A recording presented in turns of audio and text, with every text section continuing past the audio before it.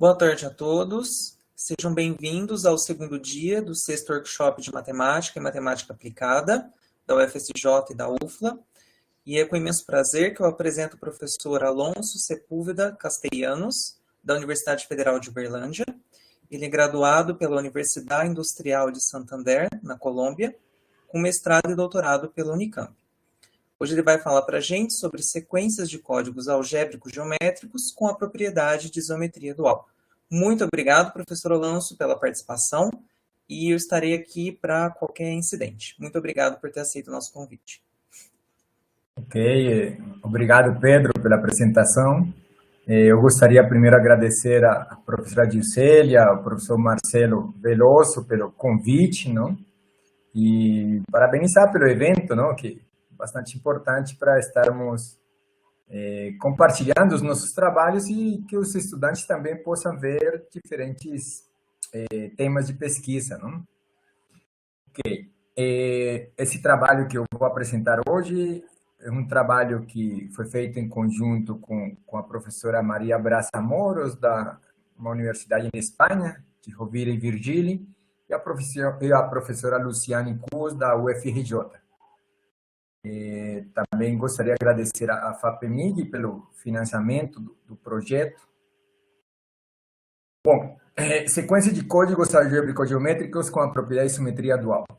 Eu inicialmente vou relembrar o conceito de códigos lineares, alguns conceitos básicos, depois rapidamente vou falar dos códigos sobre curvas algébricas, que seriam esses códigos algébricos geométricos, vou dar um exemplo, e finalmente vou mostrar a sequência de códigos que foram construídas que satisfazem essa propriedade de isometria dual. E aí eu vou apresentar lá o que seria essa propriedade de isometria dual. Ok. Então, para a gente começar a trabalhar com códigos lineares, basicamente precisa ter um curso de álgebra linear. Tá? Então, eu vou denotar por Fq, um corpo finito de Q elementos, um código, vamos dizer que C, um código, vai ser um código Fq linear, se ele for um subespaço linear do Fqn. Então, qualquer subespaço linear desse conjunto Fqn vai ser um código linear para nós, ok? Então, nós temos que esse código C, ele se caracteriza por 3 parâmetros, onde o primeiro parâmetro, o n, representa o comprimento do código, que dá justamente onde esse subespaço linear está morando, não? Onde ele está, o Fqn, aqui a potência n. O k representa a dimensão do código sobre Fq. Então, como subespaço linear, ele tem uma dimensão, okay, sobre o corpo. E d, o parâmetro d vai representar a distância mínima do código. Essa distância mínima ela é definida como sendo o mínimo das distâncias entre A e B, onde A e B são quaisquer elementos do código distintos. Então, e a distância entre dois elementos do código é definida como sendo o número de coordenadas distintas das palavras.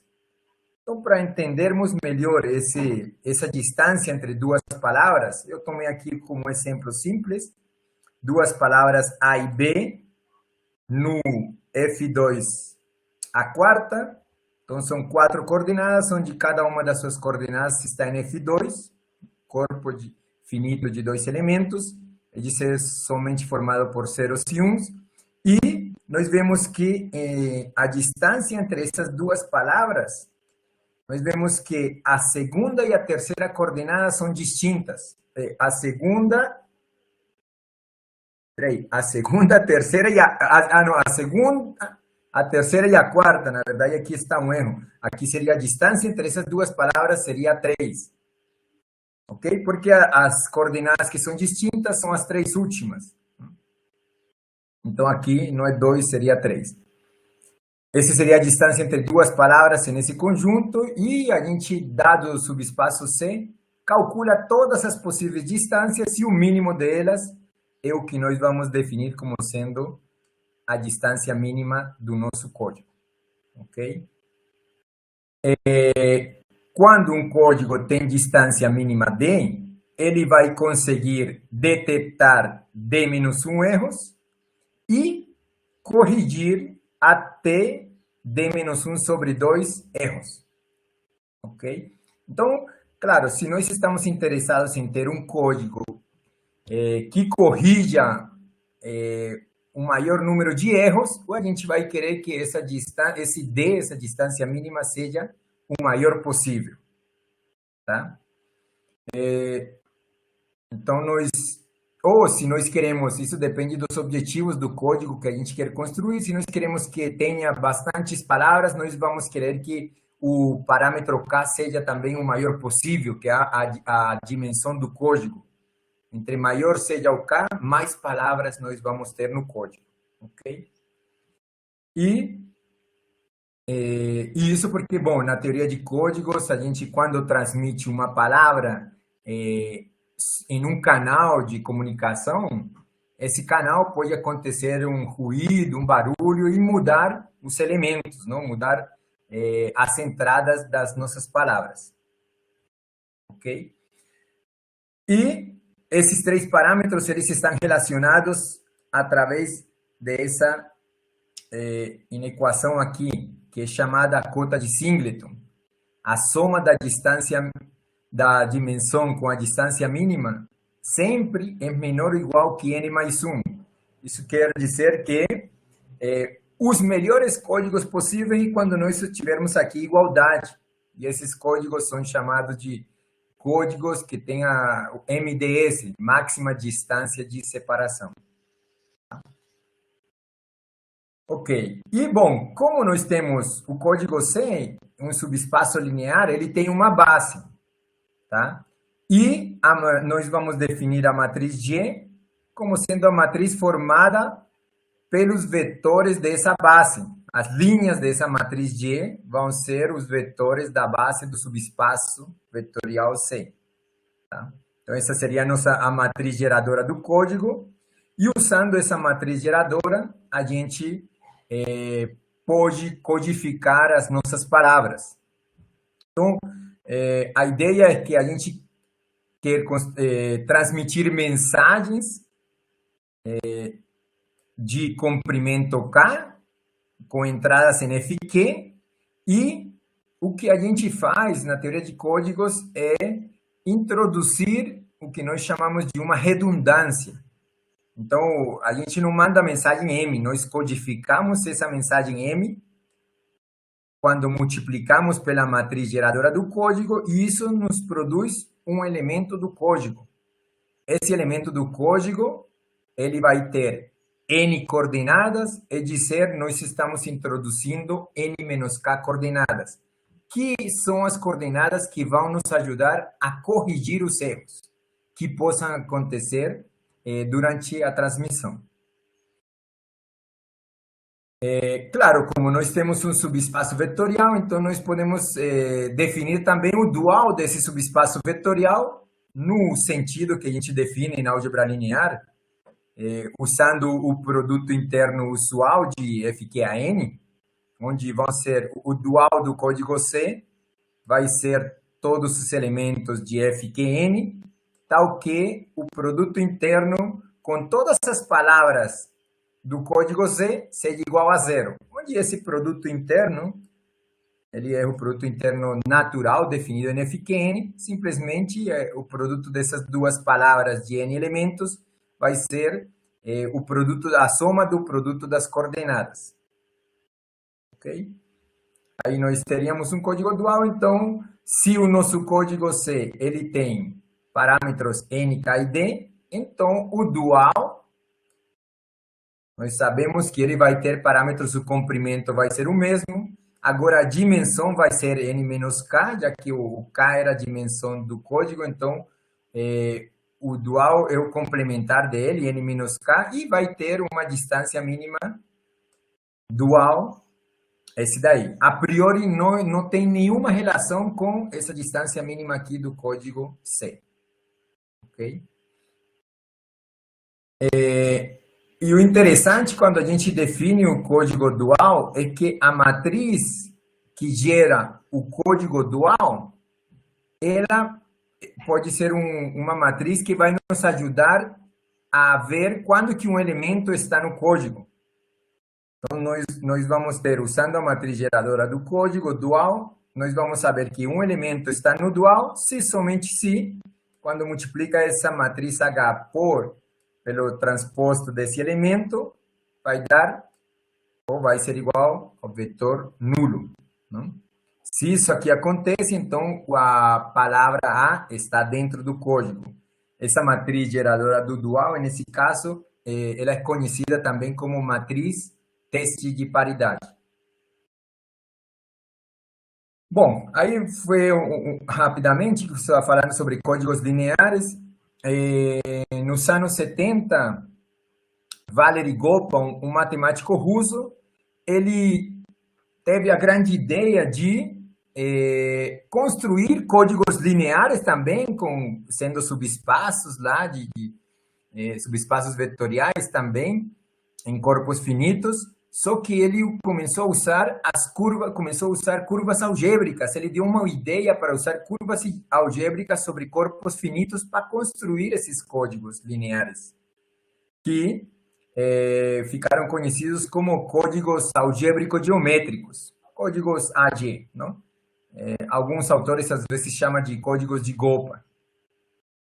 Esses códigos, eles vão ser simples de codificar e, claro, para calcular os seus parâmetros, se usam propriedades das curvas para poder achar dimensão, poder achar também distância mínima. A gente vai ver que algumas propriedades de curvas se usam para obter os parâmetros de um código, desses códigos AG, não? Códigos algébrico-geométricos. Bom, eu vou descrever aqui rapidamente esses códigos AG e depois, o próximo slide, vou dar um exemplo. Dada uma curva algébrica, x, e f, o seu corpo de funções racionais sobre fq, para podermos definir o código, os códigos AG, nós vamos precisar, para podermos construir, nós vamos precisar de dois divisores, D e G. O que é um divisor aqui? Um divisor aqui simplesmente vai ser uma soma formal de pontos racionais da curva. Então, esses P1, P2, Pn seriam pontos que satisfazem a equação da curva. Tá? Pontos racionais, pontos que satisfazem a equação da curva. G também vai ser um divisor que os pontos os pontos do divisor G vão ser diferentes desses pontos que aparecem no divisor D. A gente coloca essa prerrogativa que tem que ser diferentes e toma esses dois divisores, não? Que satisfazem essa condição. A partir daí, desses dois divisores, então a gente constrói um espaço vetorial formado de funções e associado ao divisor G. Tá? Então, observe que nós aqui nós estamos tomando aqui funções, vai ser um espaço vetorial, são as funções racionais, as que estão no corpo de funções racionais, tal que o divisor de uma função somado com o divisor G vai ser positivo. O divisor de uma função, ele vai estar formado pelas raízes, pelos pontos racionais que satisfazem essa função, que a gente chama pelos zeros da função, e pelos polos, é dizer, pelos pontos onde a função não está definida, que são pontos da curva. Tá? Então, nós temos esse espaço vetorial, e nós definimos a função alfa como sendo o domínio, essa função alfa vai do domínio, sendo esse espaço vetorial de funções, indo para o espaço FQAN. Observe que nós estamos chegando no mesmo espaço vetorial sobre FQ, certo? E como é que definimos essa função? Essa função vai ser definida como a função de avaliação, é dizer, ela pega uma função nesse espaço vetorial aqui, L de G, associado ao divisor G, e avalia essa função nos pontos P1, P2, Pn. E vamos obter esse vetor de n coordenadas. Como essa função está definida, observe que, como o divisor G, os pontos do divisor G são diferentes dos pontos aqui no divisor D, então essa função alfa ela vai estar bem definida. Em particular, essa função alfa, ela vai ser, é possível mostrar que ela vai ser uma transformação linear entre esses dois espaços vetoriais aqui, sobre FQ, não? E nós vamos dizer que a imagem dessa função alfa é o que nós vamos definir como sendo o nosso código algébrico geométrico, dependendo de quem? Dependendo do divisor D e G, e do divisor G. Então, esse seria o nosso código. Lembre que a imagem de uma transformação linear, ele é um subespaço vetorial. Então, isso aqui, esse código, ele é um subespaço vetorial de FQN.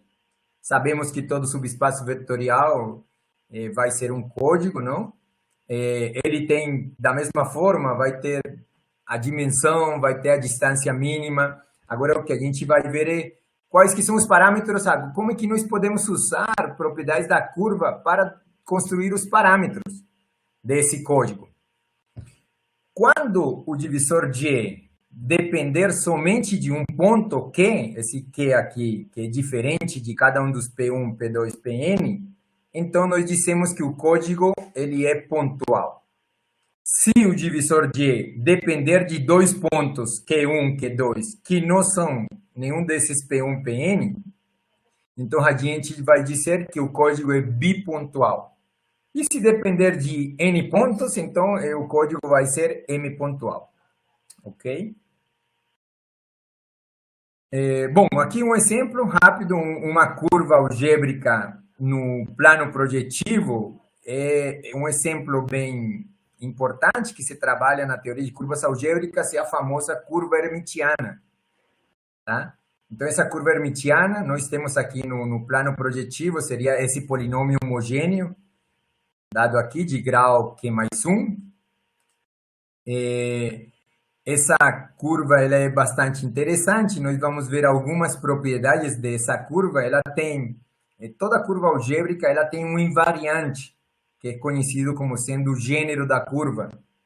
Então, o gênero da curva, em particular, dessa curva, onde é esse polinômio, os pontos racionais da curva são os pontos no plano projetivo que satisfazem essa equação. Em particular, essa curva ela vai ter somente um ponto no infinito.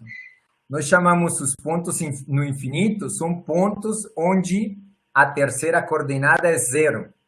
Então, se nós fizermos nessa equação aqui a terceira coordenada de ser o z igual a zero, nós vamos chegar que o x a q mais 1, menos x a q mais 1 tem que ser zero. Então, o x necessariamente tem que ser zero. Logo, o y pode ser qualquer um, então seria esse ponto. Então, o único ponto que nós teríamos como sendo um ponto no infinito seria esse ponto aqui, o 0, 1, 0, do plano projetivo. E quando z for diferente de zero, nós podemos assumir o z igual a 1, nós vamos ter os pontos racionais. Então, essa curva, nós podemos trabalhar simplesmente tomando os pontos racionais afins, é dizer, quando c vale 1, e calcular todas as soluções desse polinômio aqui. Y a q mais y menos x a q mais 1. É definida essa curva sobre o corpo finito fq quadrado, tá? essa curva ela vai ter o maior número de pontos racionais possível para esse gênero aqui. Tá? Na teoria de curvas, essa curva é conhecida como sendo uma curva maximal. É uma curva onde tem o maior número possível dado o seu gênero. E é dizer, e aqui quantos pontos racionais nós vamos ter? Esse mais um aqui seria o ponto no infinito, e pontos afins nós teríamos Q ao cubo. Okay? Então, nós temos aqui essa curva hermitiana, com suas propriedades, uma curva bastante importante, tanto na teoria de curvas algébricas, como uma aplicação boa para construir códigos nessa curva, justamente porque ela tem muitos pontos racionais. Alonso, Sim? mais 5 minutinhos. Ok, então vou apressar um pouco aqui. Essa curva, então, a gente a partir daí pode construir o seu corpo de funções, seu anel de coordenadas, usando o polinômio da curva. A partir do anel de coordenadas, construímos o corpo de funções algébricas.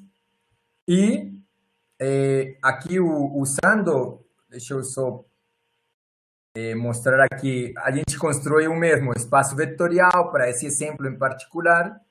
E o que eu quero mostrar aqui é que o código ele é definido, como eu mostrei, de forma geral, como sendo a imagem da função alfa, e os parâmetros desse código a gente, em geral, vai ter que, usando essa alfa, essa transformação linear, a gente vai usar aqui simplesmente o teorema do núcleo de imagem, para obtermos a dimensão, que seria dada por a subtração dessas duas dimensões aqui. E se o grau do divisor de E estiver em um certo intervalo, nós conseguimos calcular a dimensão desse código de forma exata. Bom, sobre os códigos isométricos, que é a última parte que nós estudamos, nós dissemos que dois códigos são isométricos, C e D, se existe um vetor X tal que obtemos um código a partir do outro, multiplicando, fazendo esse produto estrela aqui, com todas as palavras do código C. Então, se esse vetor X existir, tal que obtemos o código D a partir do código C multiplicando por esse vetor, dissemos que eles dois são isométricos. Aqui eu dei um exemplo de um código C de repetição e multiplicando só pelo vetor 1, 2, 1, 2, nós teríamos um código isométrico a ele. Então, aqui, a sequência de códigos, nós temos uma sequência de códigos, vamos dizer que essa sequência de códigos satisfaz a propriedade de isometria dual. Nós temos aqui a contenência, aqui C0, C1, Cn menos 1. Os duais, a contenência muda, tá? Essa sequência muda. Então, o dual do Cn vai estar contido no dual de Cn menos 1, e assim até vai estar contido no dual do C0. E dissemos que essa sequência satisfaz a propriedade de simetria dual se encontrarmos um vetor x que vamos obter o C0 a partir de x vezes do dual de Cn e assim sucessivamente. Observe que esse x é o mesmo em todos, não? Então, nosso trabalho, nós construímos os códigos bipontuais, o divisor de dependendo de 2 pontos. Construímos uma sequência de códigos a partir desses códigos algébrico-geométricos para obter propriedades, para conseguir obter esse vetor x, nós precisamos de 2 conjuntos, de olhar para a dimensão dos espaços vetoriais do divisor em 2 pontos e dos códigos nesses 2 pontos também. Olhando essas dimensões aqui e esses códigos, a gente conseguiu obter alguns resultados, não? Nós temos aqui um exemplo onde, estudando esses 2 conjuntos, analisamos o que estava acontecendo que propriedades deveriam ser satisfeitas para podermos ter a propriedade de isometria dual, para poder existir esse vetor X. E nós observamos, a partir de exemplos, que esses dois conjuntos, de fato, eles estão relacionados e eles têm umas certas cotas aqui, que estão representadas essas diagonais aqui nesse gráfico. Aqui mostramos de forma geral as cotas dessas diagonais e o nosso teorema principal foi esse daqui. Uma sequência de códigos satisfaz a propriedade de isometria dual se esse elemento aqui vai estar naquele conjunto H2B estrela. Ou, em outras palavras, se o conjunto H2B estrela atinge seu valor maior, ou atinge a cota superior dele. Bom, e aqui, simplesmente, com a curva hermitiana, demos um exemplo onde, aqui em negrito, as bolinhas que estão mais em negrito, são sequências de códigos que satisfazem a propriedade de isometria dual. Tá? Aqui, só para acabar, achamos o vetor X, não? Qual que é o X que mostra que tem isometria dual? Então, para alguns valores específicos, calculamos esse vetorzinho X usando o Magma e o SageMath. Tá? Obrigado e desculpa aí a demora. Muito obrigado, professor Alonso. Nós que agradecemos, sem problema, terminou no horário. Vamos abrir para as perguntas do pessoal do YouTube e aqui da sala também, por gentileza. Se alguém quiser ligar o microfone, pode ficar à vontade. Ou então, no chat, eu leio a pergunta para o professor Alonso. Posso fazer, Pedro, a pergunta? Por gentileza, Mariana. Boa tarde, Alonso, tudo jóia? Boa tarde. Bom. Queria só te perguntar uma coisa, porque ficou rápido essa parte final dos seus resultados, mas vocês com os códigos isométricos, né, bipontuais, conseguiram melhorar a cota da distância para o caso dos códigos, né, algébricos? Porque você tem uma relação entre, né, a dimensão e o grau aí, mas vocês conseguiram alguma coisa para a distância, para melhorar aquela cota da distância, que a distância é maior ou igual do que Q3, né, menos o grau de G, menos o grau do divisor? Vocês estudaram alguma coisa nesse sentido? Isso, na verdade, essa é uma segunda parte do trabalho. A gente primeiro nós estudamos somente a propriedade de isometria dual, tá? Nós trabalhamos isso sobre códigos bipontuais, não? Em um ponto, os autores, Carlos Munuera, Fernando Torres, Diego Ruano, eles têm um trabalho que fizeram em um ponto e estudaram as distâncias mínimas em um ponto e obtiveram resultados que melhoravam, sim, distância mínima e como tem a propriedade de isometria dual, isso é bom, não? Para os códigos. Nós, essa é a segunda parte do nosso trabalho, nós continuamos trabalhando nisso daí e estamos justamente estudando essas distâncias mínimas agora, não? Tá, entendi. Em breve, né? Teremos resultados aí dessa coisa. Esperamos, não? Não, tá joia. Obrigada, parabéns pela palestra. Obrigado pela pergunta. Alonso, deixa eu perguntar, na sequência dos códigos aí que você cria, esse CA1, CAN, tem um número máximo de elementos nessa sequência? Isso. É óbvio que para cada dimensão você tem um subespaço, mas satisfazendo a propriedade que você quer, né? Tem? Isso. Nós estudamos os códigos bipontuais, esse comprimento da sequência, ele variava. Só que agora nós estamos, esse é um trabalho que já está no Archive, nós construímos códigos sobre M pontos e também aceitando valores negativos, porque se você for ver aqui no gráfico, aqui estamos usando só valores para A e B positivos, não? Uhum. Acontece que quando nós fazemos o semigrupo usando também valores negativos, nós obtivemos o comprimento da sequência sendo N, uma sequência com N códigos, não? Porque se nós estamos em FQN, a máxima dimensão é N.